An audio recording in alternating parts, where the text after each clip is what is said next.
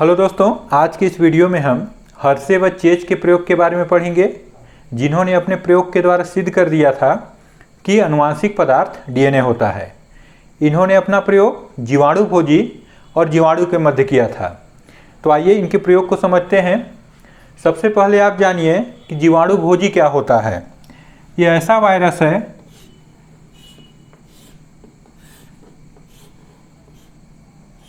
जो जीवाणुओं पे संक्रमण करके अपना गुणन करता है। यदि इसको संख्या बढ़ाना हुआ तो ये जीवाणु के ऊपर संक्रमण करेगा। इसका आकार देखिए इस तरीके से होता है, ऊपर सिर, बीच में इसका धड़ होता है और नीचे इसका पूंछ, और इसी पूंछ वाले में एक प्लेट पाया जाता है जिसमें बहुत सारे ऐसे पूंछ तंतु या टेल फाइबर निकले होते हैं।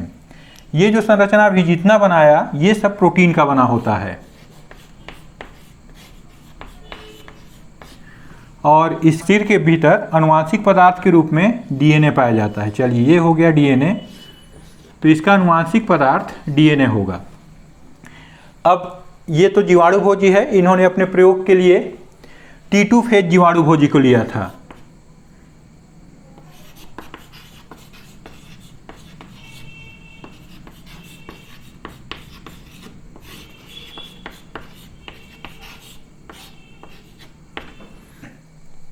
इस जीवाणु भोजी के संक्रमण के लिए उन्होंने जिस जीवाणु या बैक्टीरिया को लिया था वो था ई कोलाई।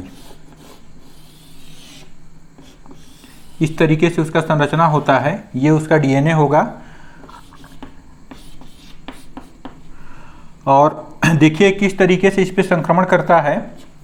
तो ये अपने टेल फाइबर या पूंछ तंतु होता है, उसकी सहायता से इसकी झिल्ली पर चिपक जाता है।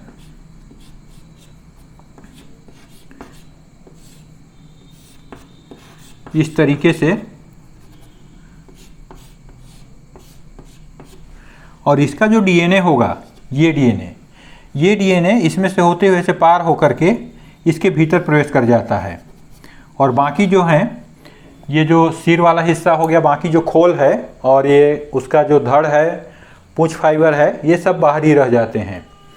अब क्या होगा आगे इसमें, ये ई कोलाई ये इस डीएनए को अपना डीएनए समझने लगता है और तेजी से इसका रेप्लिकेशन करता है, इसका गुणन करता है और बहुत अधिक मात्रा में डीएनए बना लेगा। और कुछ समय के बाद इस ई कोलाई के भीतर जब डीएनए बहुत मात्रा में बन गया तो क्या होगा, बहुत सारे नए जीवाणु भोजी तैयार हो जाते हैं। इसके भीतर बहुत सारा जीवाणु भोजी तैयार हो जाएंगे। चलिए, कुछ को इसके भीतर बना दे रहे हैं हम। इस तरीके से बहुत सारे जीवाणु भोजी तैयार हो जाएंगे और जिसमें क्या होगा, देखिए इसका भी डीएनए होगा, उसी के साथ ये भी मिला होगा, दोनों का डीएनए मिक्स रहता है इस पे। तो इस तरीके से आप बहुत बना सकते हैं संख्या में।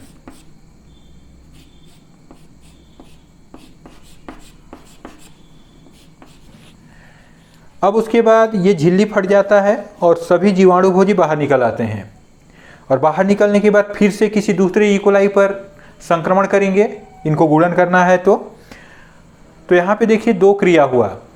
एक तो ये जीवाणु भोजी अपना गुणन कर ले रहे हैं, साथ ही साथ क्या एक क्रिया हो रहा है, देखिए इसका डीएनए और इस ई कोलाई का डीएनए दोनों मिश्रित होकर के बनाए हैं ये। जब ये किसी दूसरे ई कोलाई पर अटैक करता है तो इसके डीएनए को फिर उस ई कोलाई तक फिर पहुंचा दिया। तो इस तरीके से यदि आप देखिएगा तो एक जीवाणु भोजी की सहायता से एक जीवाणु के डीएनए को दूसरे जीवाणु तक पहुंचाने की क्रिया ये कहलाता है ट्रांसडक्शन या पारक्रमण।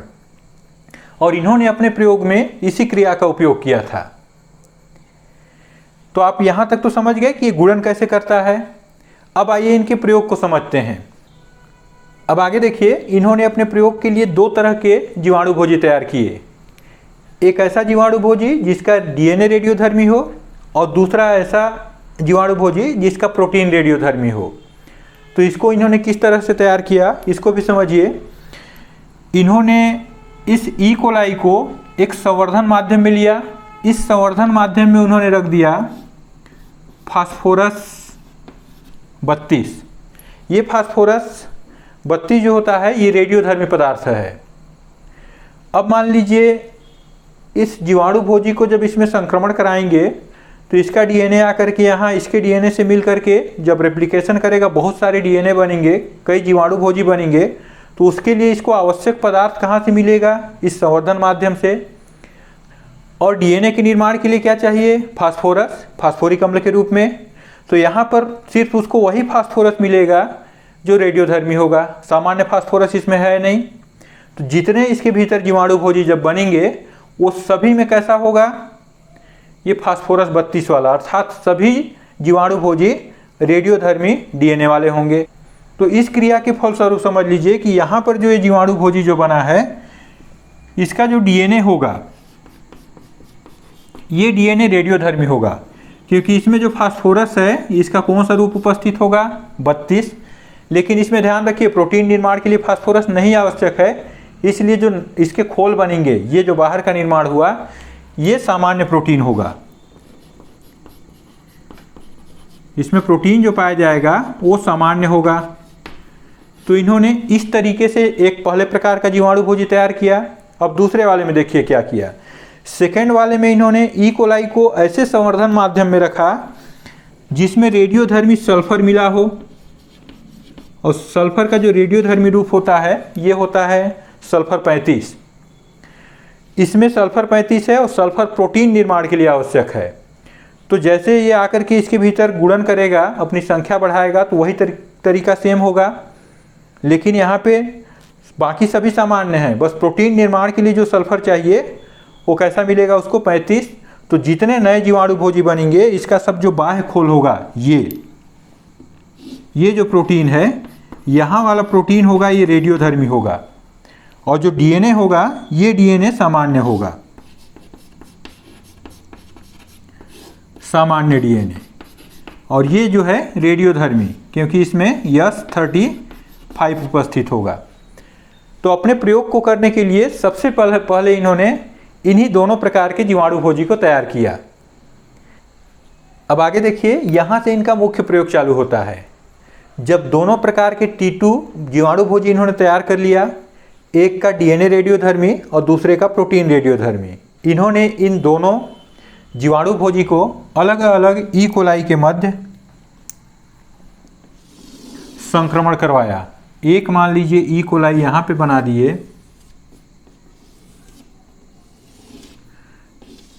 इसका डीएनए, और ये जब इसके साथ संक्रमण करेगा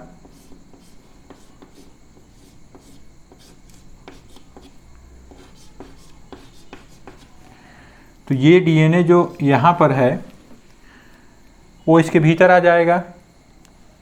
एक और देखिए,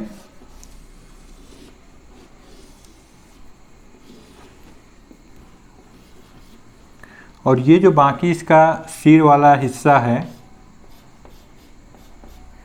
ये इसके बाहर ही रह गया, सिर और पूंछ वाला हिस्सा। इससे पहले देख चुके हैं किस तरीके से गुणन करता है ये। इसमें भी वही क्रिया होगा।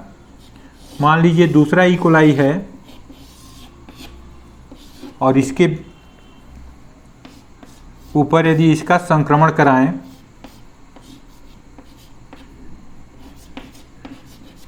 तो इसका डीएनए यहाँ से निकल करके इसमें चला जाएगा।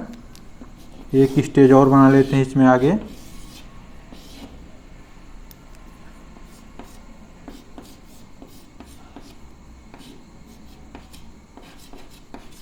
और इसका भी खोल बाहर पड़ा रह गया और डीएनए आ गया इसका भीतर। अब इसको एक पात्र में ले करके इसका अपकेंद्रण या सेंट्रीफ्यूज करते हैं।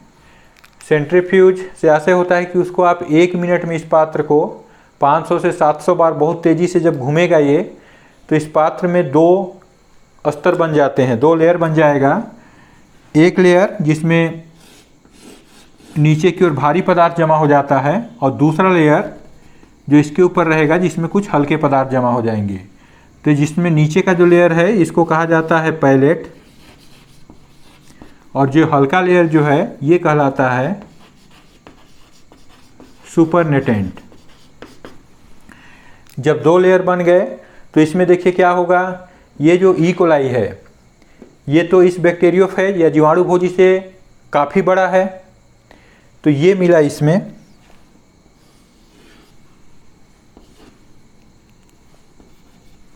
और जो इसका जो बाह्य खोल था ये हल्का होने के चलते ये मिला किसमें, सुपरनेटेंट में।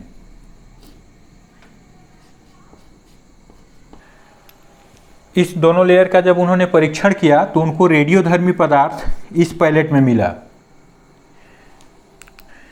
इसका भी जब उन्होंने सेंट्रीफ्यूज या अपकेंद्रण किया तो इसमें भी 2 लेयर बने।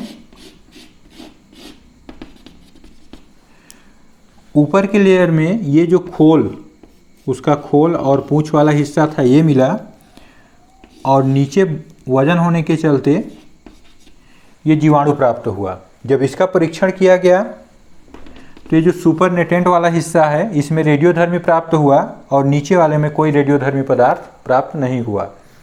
अब आप इस दोनों प्रयोग को देखिए और समझिए कौन सा हिस्सा भीतर गया है जीवाणु के। यदि प्रोटीन जाता तो नीचे वाले में हमको क्या मिलता है, रेडियोधर्मी पदार्थ, क्योंकि ये रेडियोधर्मी है। और इस वाले में देखिए यदि प्रोटीन जाता इसमें तो ये रेडियोधर्मी बाहर रह जाता। तो इस तरीके से इन्होंने अपने प्रयोग में सिद्ध कर दिया कि जो जीवाणु भोजी से इस जीवाणु में जो पदार्थ आता है वो डीएनए है, अर्थात डीएनए ही आनुवांशिक पदार्थ होता है। इससे पहले भी एलेरी, मैक्लियोड और मैकार्थी के द्वारा एक प्रयोग करके सिद्ध कर दिया गया था कि डीएनए आनुवांशिक पदार्थ है, लेकिन उनके प्रयोग से कुछ वैज्ञानिक सहमत नहीं थे और इनके प्रयोग से फिर सभी सहमत हो गए। तो दोस्तों आज के वीडियो में इतना ही।